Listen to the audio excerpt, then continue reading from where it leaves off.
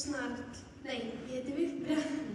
Þetta snarl eða tapas var reyndar ágætt. Mamma hafði fundið ost sem var svolítið eins og osturinn heima og spænska skinkan líka ágætt.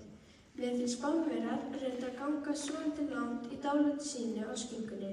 Í búðum, á veitingastöðum og börum hanga oft svínslari niður úr loftinu, með klaufum og öllu jafnvel svona 100 stykki. Það kom mér reyndar á óvart en mér leið bara ágætlega þennan morgun og ákvað að nota tækifærið og vera svolítið jákvæð. Fínt tapas, sagði mamma. Þú gætir bara opnað veitingastað, sagði ég og leit með velina sér til mömmu. Þetta nú bara smurt brauð, sagði hún næstum vandræðaleg og bætti svo við. Ekkert flókið, ekki til að hafa orð á.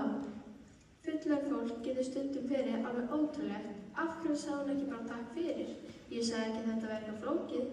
Mér langaði reyndar ekki einhvern flókinn mat. Þetta var bara alveg mátulegt og ljómandi fínt og það var það sem ég sagði. Svo kom mánudagsmorgun og þá neyddist ég til að fara í skólann. Það var svo sem alltaf að fara í skólann en það var algjör pína að vera í skólanum.